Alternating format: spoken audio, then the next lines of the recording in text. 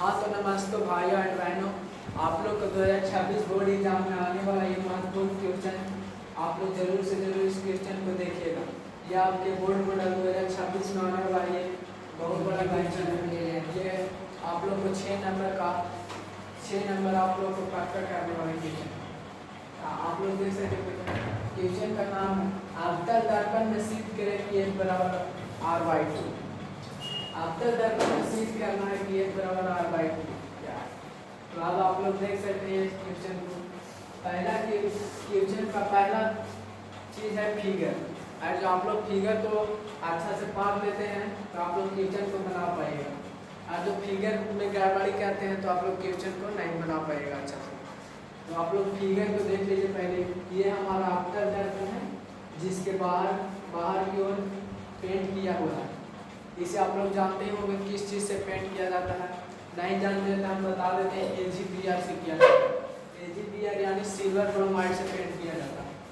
तो आप लोग दर्पण को देखिए।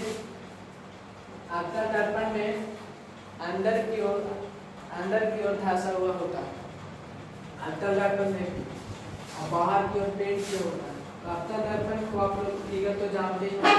अवतल दर्पण का फिगर यहाँ से ऐसे होता है। अवतल दर्पण में इस बिंदु को क्या कहते हैं तो ध्रुव को P से सूचित किया जाता है। ध्रुव के नीचे होता है फोकस को हम लोग F से सूचित करते हैं। उसके पीछे होता है वक्रता केंद्र जो C से सूचित किया जाता है। अवतल दर्पण का यह फिगर है, आप लोग देख समझिए। अब ये है कि अवतल दर्पण को कैसे सिद्ध करें। तो यहाँ से देखिएगा कि जब प्रकाश की किरण, हेलो प्यारे भाई, तो आप देख सकते हैं मैं इस क्वेश्चन कब सिद्ध करेंगे। तो यहाँ से देख सकते हैं क्वेश्चन को। माना m' एक अवतल दर्पण। यहाँ पे देखिए कि माना हुआ है कि m' एक अवतल दर्पण। अवतल दर्पण आप लोग जानते होंगे कि बाहर की ओर पेंट किया हुआ है, अंदर की ओर धंसा होता है। अब इसके बाद ये भी आपतित किरण है। देखिए ये भी आपतित किरण है। सूर्य की किरण जो आपतित होता है समतल दर्पण की ओर उसे आपतित किरण कहते हैं। तो ये और भी आपतित किया गया है, उसे आपतित किरण जो दर्पण से परावर्तन के बाद, दर्पण इसे कहते हैं, ये अवतल दर्पण है। इससे परावर्तन मैंने परावर्तित होता है। परावर्तन के बाद मुख्य फोकस, ये बिंदु एक होता है फोकस, इसे ही फोकस कहते हैं। इसे मुख्य फोकस कहा जाता है। फोकस कहेगा तो गलती हो जाएगा। इसे मुख्य फोकस है, दर्पण से परावर्तन मुख्य फोकस से गुजरना है। आप लोग देख सकते हैं ये मुख्य फोकस से गुजर रहा है। आपतित किरण दर्पण से परावर्तन को और मुख्य फोकस से गुजरा। इसके बाद हमें सिद्ध करना है क्या, तो a बराबर r/2। अरे a भी देखी ना a बराबर r/2। अब हम लोग देखेंगे कि इसमें कितने त्रिभुज बने हैं। तो इसमें 2 त्रिभुज बन रहे हैं। एक त्रिभुज ABC बन रहा है और एक त्रिभुज BCA बन रहा है। और कैसे लोग यहाँ तक देख लीजिए कि गुजर रहा है, देख लीजिए मुख्य फोकस से गुजर रहा है। इसके बाद सिद्ध करना हमें a बराबर r/2। अब हम लोग सिद्ध करेंगे आकृति से। इसमें कितने त्रिभुज 2 कोण बन रहे हैं। एक कोण I बन रहा है, एक कोण R बन रहा है। तो अब हम देखते हैं कोण I बराबर कोण R होता है। कोण I है जो कोण R के हमेशा बराबर होता है। आप लोग ये जानते होंगे कि कोण I कोण R के हमेशा बराबर होता है। जानते होंगे कि कोण I कोण R के हमेशा बराबर होता है। कोण I को आपतन कोण और कोण R को परावर्तन कोण कहते हैं। तो कोण I और कोण R आपस में हमेशा बराबर होते हैं। इसके परावर्तन के नियम से, अब हम लोग देखेंगे कि कोण I में कौन त्रिभुज बन रहा है। तो कोण I में त्रिभुज ABC बन रहा है। देख लीजिए यहाँ से ये है अभिलंब जिसके ABC त्रिभुज एंगल I का बन रहा है।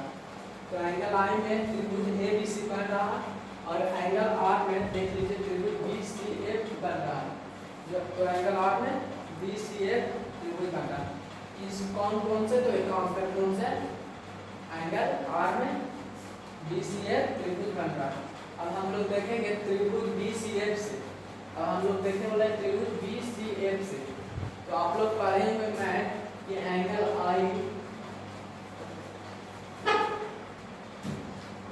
हाँ तो अब हम लोग देखते हैं कि एंगल I है यहाँ जो एकांतर कोण से हमेशा बराबर होता है। आप लोग मैथ पढ़ेंगे तो ये कोण और ये कोण एकांतर कोण से बराबर होता है। तो एंगल I है जो प्रतिच्छेद इधर की ओर होगा, एंगल BCF को ये काटेगा, एंगल आर है जो CF की ओर होगा। तो BCF से देखने पर है तो BCF, ये B है C और ये F, BCF से देखेंगे तो एंगल आएंगे जो उधर बराबर होगा, तो एंगल BCF में देखिए एंगल C और F है, जो एंगल R इधर की ओर आएगा तो C और F बराबर होगा, एंगल I उधर की ओर आएगा तो B और F बराबर, तो एंगल CF बराबर BF होता है, CF बराबर CF, एंगल R इधर है तो CF होगा, एंगल I उधर है तो BF होगा, तो एंगल CF बराबर BF, ये समीकरण फर्स्ट हो गया। अब जब B P के काफी निकट हो तो D P बिंदु पर हो, अगर जो B P के काफी निकट होगा तो B P बिंदु पर आ जाएगा। BF बराबर PF, B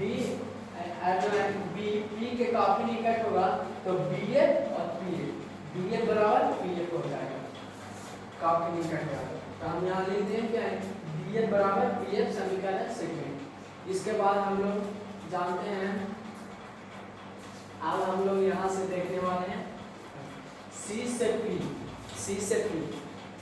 P के लिए हम लोग CF और PF जोड़ते हैं, C से P जाने के लिए, तो C से P जाने के लिए CF और PF को जोड़ना पड़ेगा, CF और PF को हम जोड़ दिए, फिर C से P को रहने देंगे, फिर CF, यहाँ आप लोग देख सकते हैं CF बराबर PF, PF बराबर PF, इसका मतलब है कि CF बराबर PF होता है, आप लोग ये जानते हैं, यहाँ से देख सकते हैं CF बराबर PF, तो हम लिख दिए हैं कि CF की जगह PF, आप लोग यहाँ देख भी सकते हैं कि CF PF के बराबर है, तो CP बराबर PF प्लस PF, यहाँ पे PF जान गए होंगे कहाँ से आया, क्योंकि यहाँ CF है जो PF के बराबर है, इसके बाद CP बराबर PF और PF को जोड़ेंगे तो 2PF होगा, तो 2PF।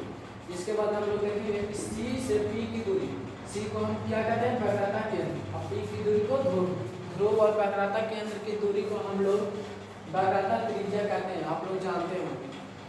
C से P की दूरी को वक्रता त्रिज्या कहते हैं, वक्रता त्रिज्या को R से सूचित किया जाता है, तो हम लोग C से P को R कहेंगे। उसके बाद है P से F की दूरी को हम लोग क्या कहते हैं, आप लोग कमेंट में बताइएगा। P से F की दूरी को फोकस दूरी कहते हैं, जिसको F से सूचित किया जाता है, तो हम यहाँ पे वही किए हैं, C से P की दूरी को R लिखे हैं और P से F की दूरी को F लिखे हैं। अब हमारा आपका दर्पण में सिद्ध हो गया A बराबर R/2, आप लोग देख सकते हैं R बराबर 2 या A बराबर R/2, R बराबर 2F है तो F गुना में है, 2F गुना में R के इनपुट आएगा तो भागा में जाएगा। बहुत बहुत धन्यवाद भाई बहनों, आप लोग को लास्ट तक देखने के लिए। आप लोग हमारे चैनल से जुड़े रहे, आप लोग को महत्वपूर्ण ट्यूशन आप लोग को मिलते रहेगा। आप